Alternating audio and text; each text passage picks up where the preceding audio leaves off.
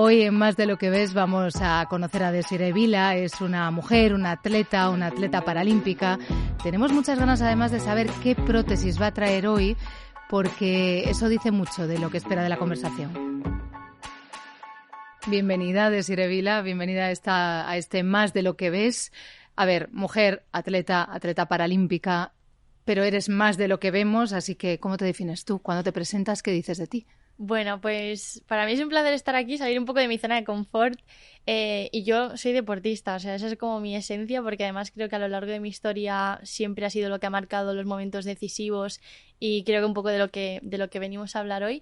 Pero bueno, pues más allá de la Desiree atleta, ¿no? Que es un poco lo que intento mostrar pues tanto en mis redes sociales como en el día a día, pues soy una chica normal, o sea, ¿qué te voy a decir? Pues no sé, me gusta pasarlo bien, pasar tiempo con la familia, irme a Galicia, ir a la playa, pues una chica normal que bueno, pues que está cumpliendo sus sueños poquito a poco y sobre todo muy feliz. Yo creo que eso también me define como persona, la alegría. Sí, desde luego. Y la sonrisa, que siempre entras con una sonrisa a todos los sitios, ¿no? Siempre te vemos sonreír y eso da mucho gusto.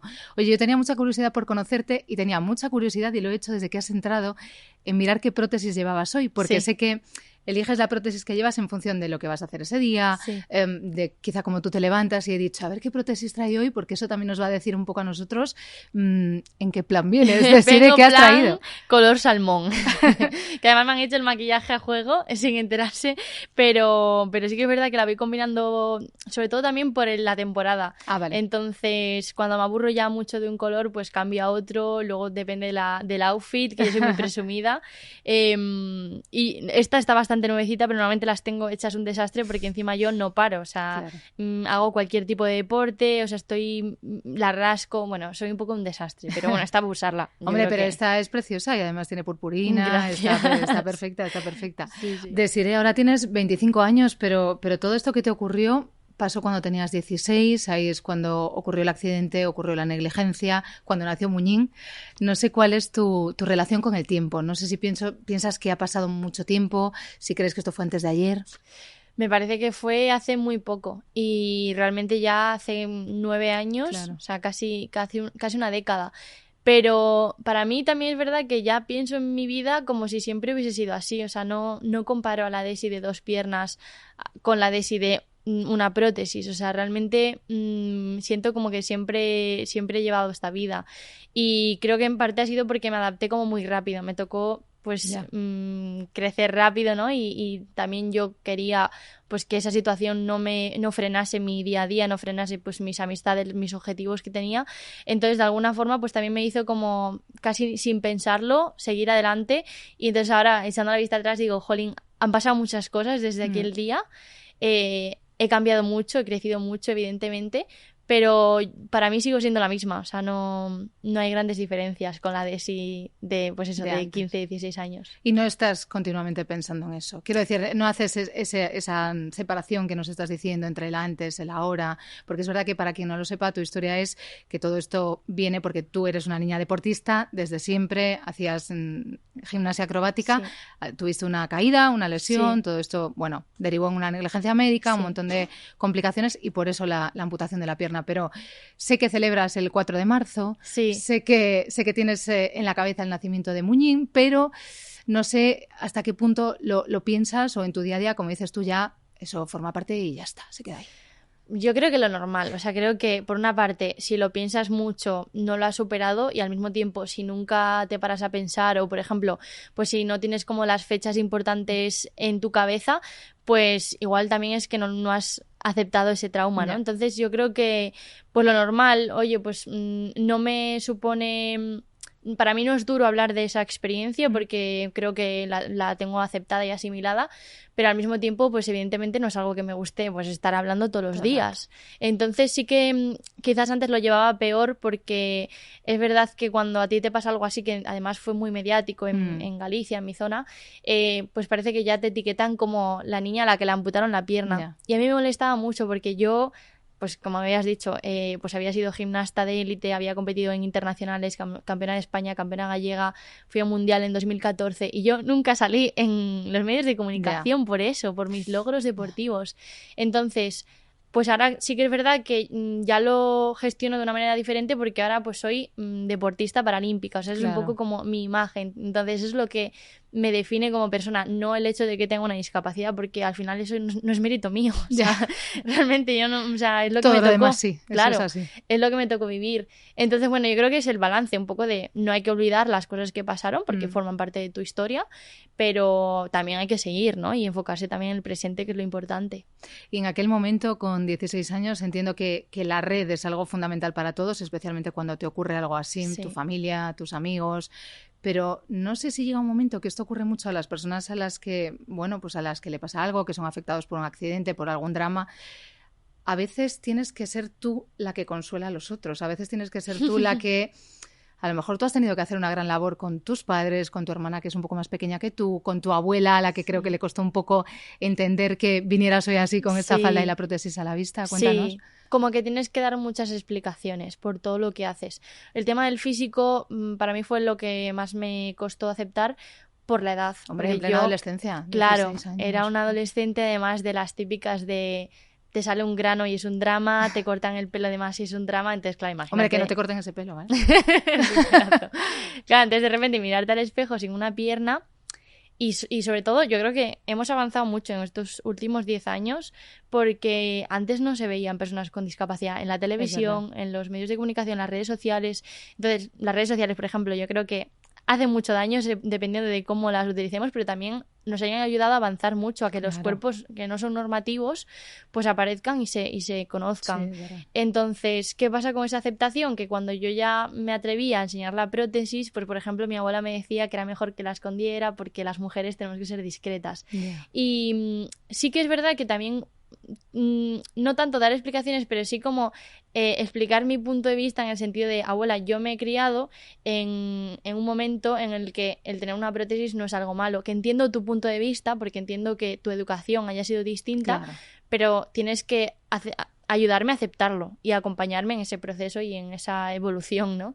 Y luego sí que es verdad, pues eso, que quizás no mis padres, porque mis padres sí que fueron un pilar muy fuerte, o sea, muy robusto, y yo creo que un ejemplo de cómo gestionarlo, porque muchas veces se sobreprotege a la persona con discapacidad. Y yo, pues, un ejemplo te pongo. Nosotros terminábamos de comer y pues mi hermana y yo nos encargábamos de recoger la cocina, la mesa y limpiar los platos. Y entonces yo, pues después de que me amputaron la pierna, no tenía excusa. O sea, yo tenía que hacerlo igual, aunque fuese a la pata coja o con la silla de ruedas. Y eso es una tontería, pero es para de verdad demostrar que a mí no me trataron de manera distinta. Qué bueno. O sea, y me dieron la oportunidad de equivocarme, de caerme, de hacer todo lo que quería hacer. Y también pero de ellos, hacerlo. Claro, de hacerlo. Y me obligaron a hacer deporte, incluso que yo al principio no quería. Y ahora pues les tengo que agradecer que a día de hoy me dedico profesionalmente a ello, ¿no? Entonces mis padres yo creo que no tuve que yo animarlos, sino todo lo contrario. O sea, ellos fueron siempre desde el primer momento súper fuertes y súper valientes. Y mi hermana igual. Entonces yo... quizás a la gente que no conocía tanto, gente por la calle que de repente pues decía, ay, pobrecita, pues sí que era un comentario como, oye, pobrecita, ¿por qué? O sea, o qué pena con lo guapa que eras. En que como, vale, ¿qué pasa? ¿Que el amputarte una pierna te hace menos guapa? O sea, obviamente no. Pues entonces, eso es lo que a mí me fastidia, tener que contestar a esos comentarios, pero que a la vez entiendo que forman parte de una sociedad que pues a día de hoy está cambiando, pero que todavía tiene muchísimas limitaciones y frustraciones a la hora de pensar en una persona con discapacidad. Probablemente también tenga que ver, aunque ocurre en todos lados, el ser de un pueblo pequeño. Eres de Gondomar, un pueblo de Pontevedra, un pueblo con playa. ¿Qué sensación tienes? ¿Recuerdo de la primera vez que pisaste la playa con la prótesis? Yo no quería ir a la playa porque, ya te digo, a mí me costó mucho enseñar el muñón, por ejemplo. Y claro, yo hasta los 6 meses no empecé a utilizar la prótesis porque todo esto lo vamos a contar por encima, pero fue un proceso larguísimo. Fue un proceso de ir a rehabilitación todos los días, trabajo con psicólogo. Yo además pasé por un TCA, por un trastorno de la alimentación, con lo cual ralentizó muchísimo más el proceso de adaptación a la prótesis. Entonces, ¿qué pasa? Que a mí me amputan la pierna en marzo. Y pues ese verano yo no tengo todavía la prótesis y yo no me atrevo a ir a la playa porque la gente obviamente te va a mirar con las muletas. Y sin embargo mis amigos como que de alguna forma me animaron tal y bueno, pues al final dije, venga, pues voy. Y claro, ellos lo llevaban con tanta naturalidad que a mí pues me ayudó muchísimo a aceptarlo, porque ellos, por ejemplo, utilizaban muchísimo el humor, que a mí ahora pues la gente me dice, jolín, el humor negro tal. Digo, pues que yo desde el minuto 1 con mis amigos hacíamos las bromas de, pues mira, ya no te vas a tener que depilar esa pierna, o pues solo te huele un pie, tonterías de esas con mi grupo de amigos. Entonces, ¿cómo no lo iba a aceptar si el resto de mi entorno me estaba ayudando muchísimo a que no me quedase en el trauma, en el drama y siguiese adelante? Y ahora, porque es verdad que la sociedad ha cambiado mucho, como tú decías, supongo que te vas encontrando de todo, pero hay algo que destacas siempre por encima de todo en tus redes sociales, en las charlas que das, que es la naturalidad, lo que acabas de decir, el tomarte esto incluso con humor, que lo haces. No sé si los adultos nos seguimos acercando a ti fingiendo ser naturales, si verdaderamente notas que somos naturales, o si ya solo son naturales los niños, que esto pasa siempre porque son los únicos que no tienen ningún prejuicio y me imagino que se acercarán a ti diciendo, me encanta el brilli brilli de tu pierna. Creo que depende de muchos factores. Primero, la gente que tiene algún familiar, algún amigo, algún conocido con discapacidad, por lo general es mucho más cercana y sabe muchísimo mejor cómo tratarlo.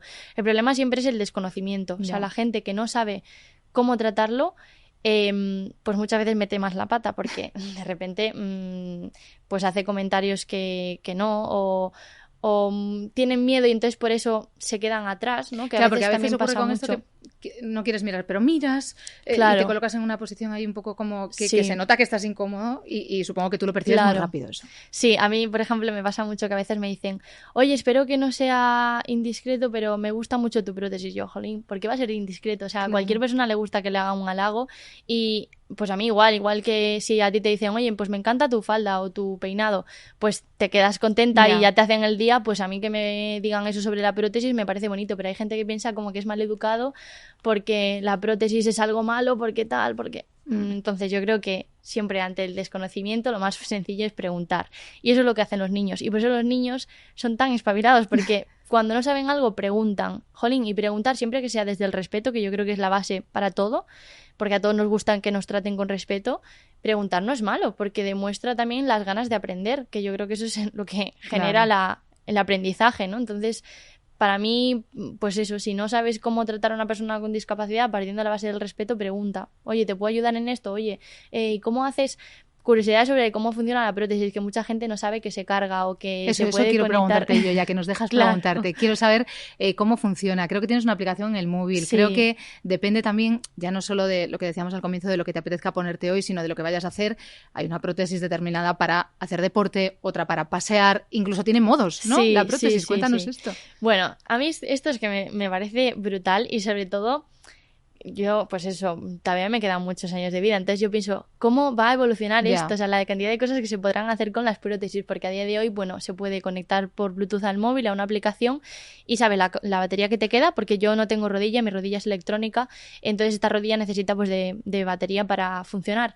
Entonces, cada 3-4 días más o menos se carga. Entonces, la aplicación te permite saber la batería que tienes para que no te despistes, porque a veces yo se me olvida cargarla. ¿Qué ha pasado alguna vez que te has quedado sin batería? Pues de todo. Pues yo qué sé, en el colegio de repente empieza a pitar porque encima te avisa, te pita y los niños pues flipando diciendo, ¿qué pasa aquí? ¿Va a explotar esto o algo? Y luego yo me di cuenta de que tenía excusas. Si algún día no quería ir a hacer un examen, podía decir que se me había quedado la pierna sin batería. Eso está fatal, pero bueno. Bueno, ya prescrito, lo puedes contar. Claro, entonces a mí lo que me fascina es si a día de hoy puedo hacer snowboard, puedo hacer surf, puedo montar en bici, hice el Camino de Santiago, que, jolín, son 20 kilómetros al día durante... Una dureza... Claro, sí, me refiero a que yo tengo una vida plena, o sea, incluso más que plena. Entonces, a mí me encantaría... bueno, pues no sé, que tuviese funciones como, por ejemplo, un altavoz, molaría para entrenar, o que se pudiese pagar. Pues esto igual en este entorno se puede pedir. Se puede pedir, ¿no? Poder pagar, pues ya se paga con los relojes y con la pierna o algo así. No sé, bueno, esto es mi imaginación que se vuelve un poco loca, pero estaría muy guay. Es verdad que da mucho gusto escucharte por lo que contábamos, porque siempre estás con una sonrisa, porque te lo has tomado todo con mucha filosofía.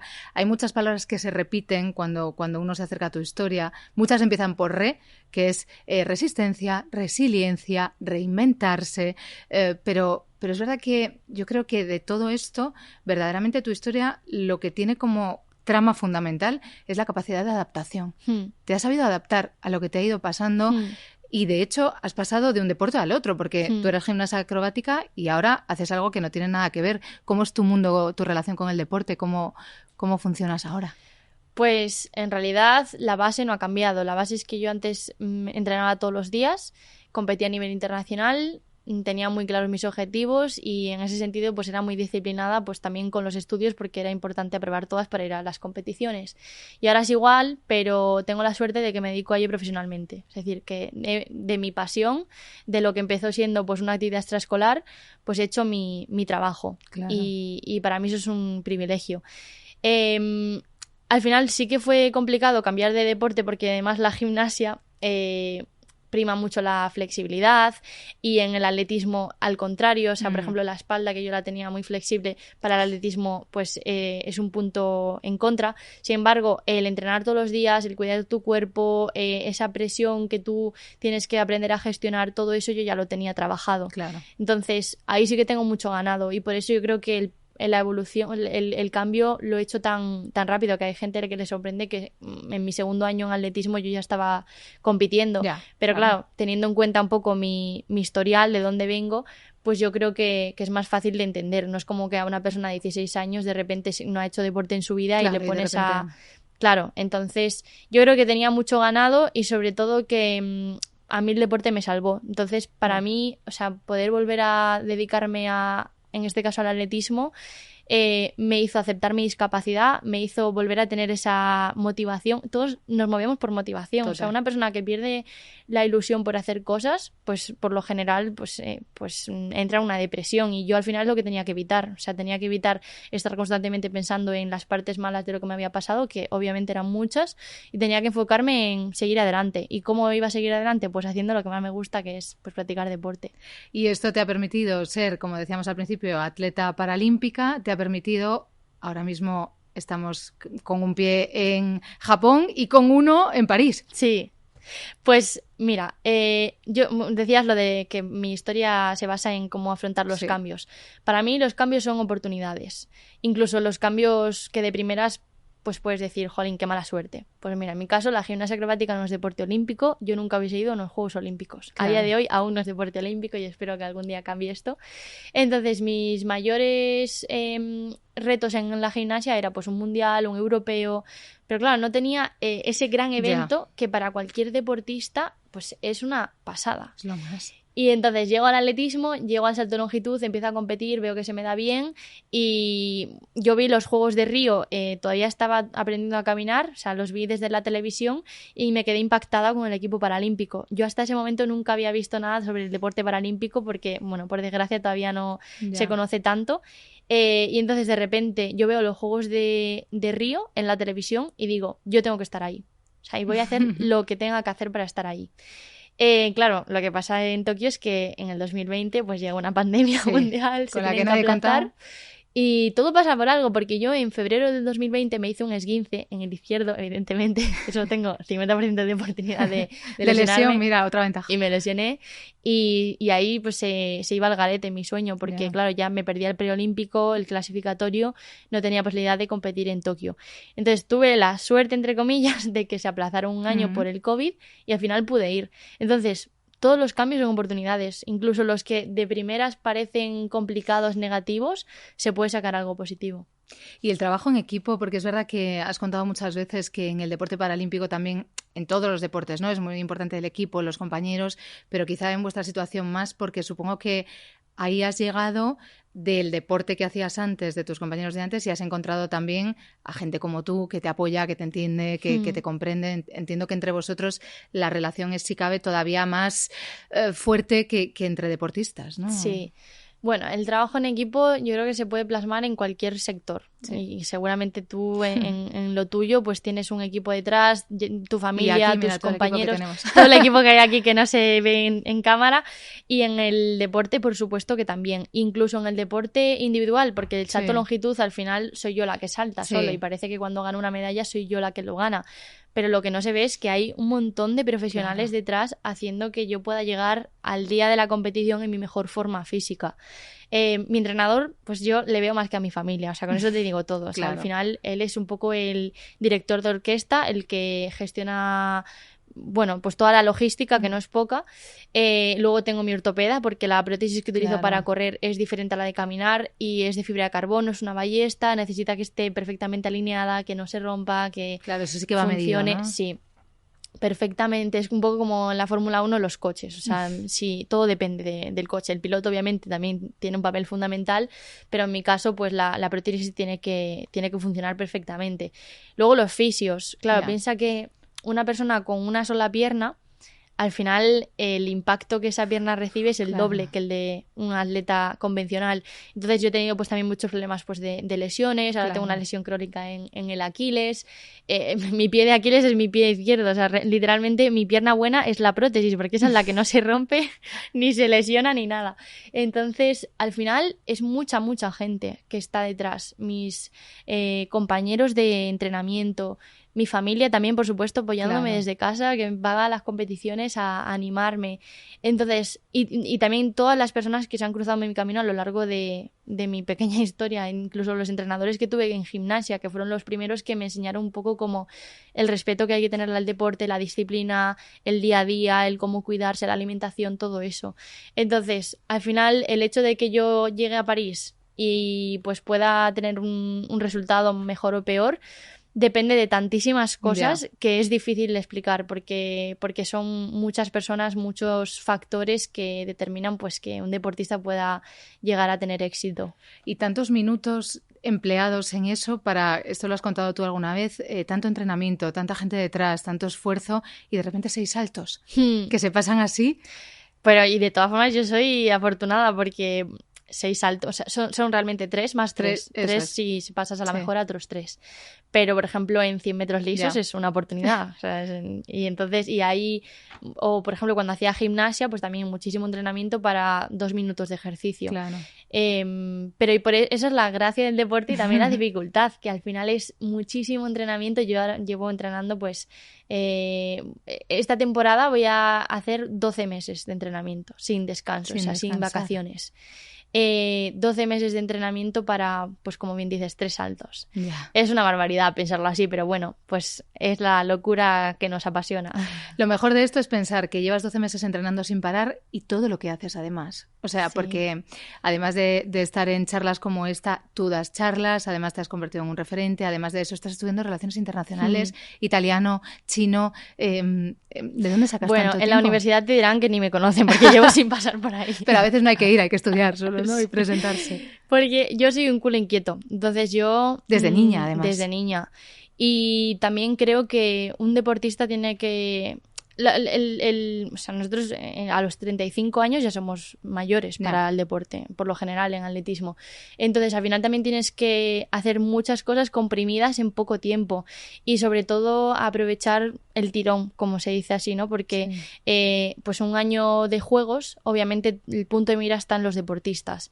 Y los deportistas no ganamos mucho tampoco, me refiero.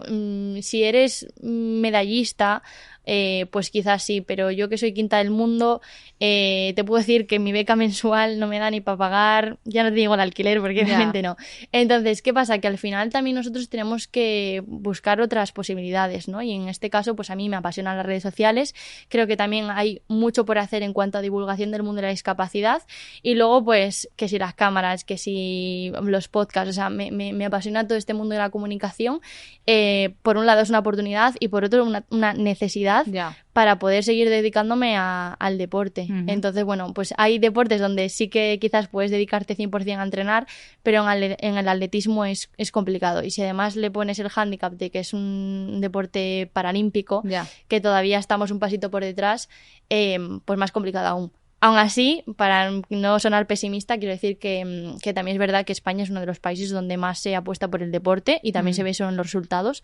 Los deportistas paralímpicos solemos tener muchísimos resultados en los Juegos y estáis muy valorados. Y cada vez se nos valora más. Ahora, por ejemplo, han puesto los mismos resultados económicos de los deportistas olímpicos que los paralímpicos y yo veo que se está avanzando mucho y muy rápido. Entonces, bueno, eso también es positivo porque al final yo creo que el deportista realmente necesita enfocarse 100% a entrenar. Aunque luego siempre habrá gente como yo que no le llegue con entrenar y dices, 5 no, venga, horas voy a al estudiar día. relaciones internacionales, que tampoco es una cosa muy sencilla, 2 idiomas. Sí, a estudiar chino o lo que sea. Así que, bueno, es parte de mi esencia. Claro.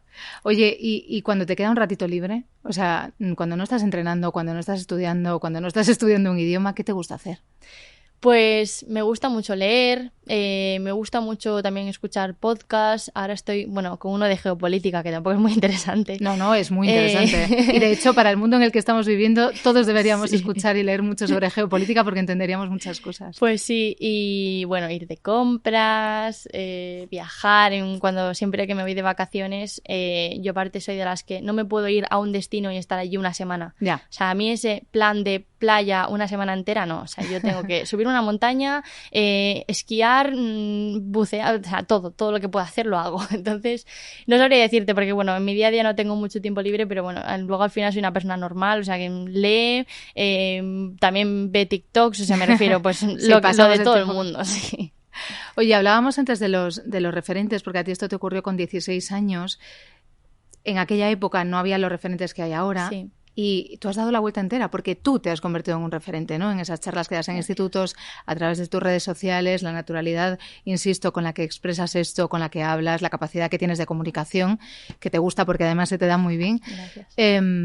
¿Cómo lo percibes esto? ¿Cómo eres capaz de verte desde fuera? Porque entiendo que cuando tú conociste a Irene Villa o a Almudena Cid y se convirtieron en tus referentes, las veías como un paso más que tú y ahora siendo tú esa persona, ¿cómo es este giro? Pues mira, Irene Villa a mí me ayudó mucho porque a mí me amputaron la pierna, ¿no? Y claro, de repente pues todo el mundo te da consejos, pues obviamente los profesionales de medicina pues te dicen cómo va a ser tu vida con una prótesis, que no vas a tener ningún problema, que vas a poder hacer de todo, pero a ti de repente te surgen tantísimas dudas y muchas de ellas que no se las puedes preguntar a tus padres, porque en este caso mis padres no tenían ni idea del mundo de la discapacidad. Te pongo un ejemplo, yo no quiero ser madre a día de hoy, pero en aquel momento yo me preguntaba, ¿yo voy a poder ser madre? Claro, fíjate. Pero es que es normal, claro. Es normal que surjan todas las dudas porque el desconocimiento es lo que tiene. Claro, no tanto por el hecho de si me podía quedar embarazada, porque obviamente el hecho de que te falte una pierna no afecta en este caso, pero sí el tema de, claro, cuando tú estás embarazada ganas peso, la prótesis, si hay que cambiarle el encaje, si... No, la duda tenía lógica. Claro, entonces, yo eso se lo pregunté a Irene Villa, por ejemplo. Entonces, para mí, esa figura es más como de todas las dudas que te surgen, todos los miedos, te cambia la vida por completo. O sea, yo llegué a mi casa después de estar en el hospital, yo no me podía duchar sola. Te roban la intimidad, te roban todo. Entonces, tantas cuestiones que ella me alivió de una manera que no puedo ni explicar. Entonces, para mí, esa figura es difícil de encontrar porque no es como que tú puedas buscar en Google todas las preguntas que te surgen. Por eso yo ahora lo que intento es ser eso para los que vengan detrás. O sea, cuando hay un caso de alguien que le amputan una pierna, me escribe por Instagram, pues yo, o sea, de verdad, si coge mi número de teléfono, si me quieres llamar, si vives en Madrid, podemos quedar lo que sea, porque yo creo que eso es que no es algo que te lo puedan dar los médicos, los enfermeros, o sea, es como una figura que no existe, como un mentor, por así decirlo. Claro. Entonces, más que un referente, porque bueno, el tema de ser referente, si tú lo dices, pues oye, muchas gracias. Sí, claro. Pero yo no me siento un referente como tal, pero sí que creo que el conocimiento que he adquirido en estos años lo puedo trasladar en forma de ayuda a gente que lo esté pasando mal. Y luego, por otra parte, Almudena Cid, ella, sobre todo, su historia, a mí lo que me ayudó muchísimo a gestionar fue la retirada de la gimnasia, porque claro, ella pues cuenta también que cuando tuvo que dejar la gimnasia, pues se sintió como, bueno, ¿y ahora qué? ¿No? Porque llevo toda mi vida haciendo esto, no sé hacer otra cosa, a mí me conocen por Almudena Cid, la gimnasta, y ahora ¿quién soy? Entonces ese problema como de identidad yo también lo viví de alguna manera porque encima yo no pude decidir cuándo me retiraba, que si lo hubiese decidido no sería en ese momento porque yo estaba en la flor de la vida. Claro. Entonces, pues oye, ¿cómo gestionas el cerrar una etapa de tu vida que te ha dado tanto pero también te ha quitado tanto? Porque, o sea, yo no tenía vida social, me refiero. Yo terminaba de ir o sea, salía del colegio y me iba a entrenar todos los días. El fin de semana yo no podía ir a los cumpleaños de mis amigos, ni a las excursiones del cole, ni de fiesta. Yo me iba a entrenar o a competir. Entonces, estás acostumbrada a que eso sea tu día a día y de repente dices, parar, ¿y ahora qué hago? Y por eso yo necesitaba el deporte, porque si no, yo no sé. O sea, no quiero decir ninguna barbaridad, pero ¿qué hubiese sido de mí? Porque cuando tienes mucho tiempo libre, malo. O sea, yo casi que prefiero pues haber entrenado el atletismo, tener nuevas motivaciones y te da una forma de pensar distinta. Claro, y de ahí otra vez remito a tus redes sociales porque yo sí creo que te has convertido en un referente y creo que también que a través de los vídeos, de cómo lo hablas, cómo lo explicas, y vuelvo al comienzo también, y a través del humor, o sea, que seas capaz de contar cosas como cuentas, de hacer vídeos tan divertidos. Yo cuando escuché el vídeo en el que dices que tienes un pie en la tumba, no daba crédito. Sí. Cuéntanos eso porque es que es genial. Sí. Además, tiene una parte de humor y tiene una parte en la que yo al menos me sentí un poco culpable del desconocimiento que tenemos sobre todo. Jamás me había planteado qué ocurre con un miembro amputado. Sí. Y tú lo cuentas genial y a través del humor. Sí, gracias. Bueno, yo tampoco creo que me hubiese planteado eso. No tenía ni idea. Claro. Pues, o sea, yo tengo un pie en la tumba, literalmente. Está enterrado en un cementerio en Galicia. Porque al parecer cuando a ti te amputan una pierna, pues te dan 3 opciones. Puedes incinerarla, donarla a la ciencia o enterrarla.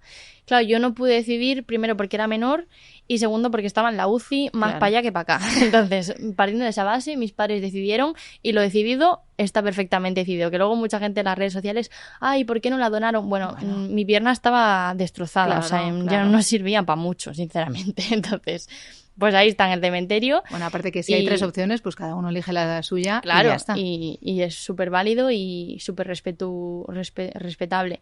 Entonces, pues a la gente le llama la atención, pero claro, son cosas que para mí son normales. Claro. O sea, mi pierna está enterrada y yo a veces bueno, no es que vaya a visitar expresamente a mi pierna, visita a mis abuelos, que en paz descanse, y mi nicho está debajo. Entonces, bueno, pues ahí está mi pierna. Entonces a la gente le da como así un poco creepy, no sé qué, pero es que es lo que es. Claro, o sea, es muy natural y está muy bien traída la frase, claro. Sí. Y es que cuando veo el vídeo y tengo un pie en la tumba, digo, ¿pero qué dice esta chica? Y claro, luego cuando haces todo el razonamiento digo, efectivamente, de manera literal. Sí, tal cual. Oye, el humor como estrategia es verdad que es fundamental, lo vemos todo el rato continuamente contigo.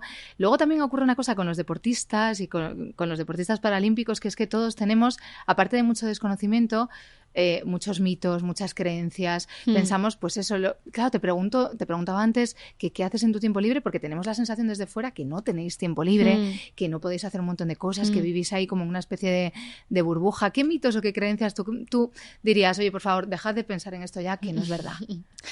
Pues que somos muy aburridos, o sea, que solo hacemos entrenar y dormir. Y no, yo creo que somos también personas normales que nos gusta disfrutar, que obviamente depende de la fase de la temporada. Cuando empiezan las competiciones sí que somos muy a rajatabla, muy disciplinados, pero el resto de la temporada, pues yo creo que si te apetece un día comer algo dulce, pues te lo comes. Si te apetece ir a tomarte algo, pues también, ¿no? Que al final no dejamos de ser personas jóvenes y que, pues, normales y corrientes. Además, tú te puedes tomar algo en cualquier lado, porque cuéntanos cómo abres la cerveza. Sí, la abro con la prótesis, es verdad.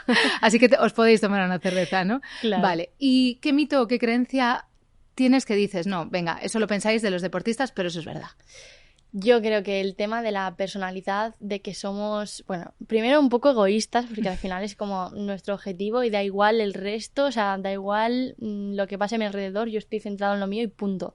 Y también, y eso porque yo vivo en un centro de alto rendimiento, claro, y lo veo, o sea, que cuando llega año olímpico, ahí es, vamos, una matanza, o sea, no hay amistades, no hay nada, o sea, cada uno a lo suyo. Y luego que por lo general yo creo que somos competitivos en todo, o sea, aunque sea en otro deporte o jugando a las cartas, cualquier cosa, yo con mi chico, o sea, me propone, vamos a ver quién llega antes aquí o quién consigue, y yo tengo que ganar, o sea, no existe perder, o sea, tengo que ganar aunque sea a cualquier tontería, o sea, a ver quién se viste primero, me da igual, hay que ganar siempre. Nos ha encantado conocerte, Desiré, y yo creo que efectivamente se confirma el título de Más de lo que ves, porque efectivamente eres una chica genial, una sonrisa que ilumina todo, pero eres mucho más de lo que vemos a primera vista, así que muchísimas gracias por haber estado aquí hoy, Desiré. Un placer. Y nos encontramos pues en el próximo, ¿no? En la próxima conversación. Pues muy bien, gracias. Nos vemos pronto. Adiós.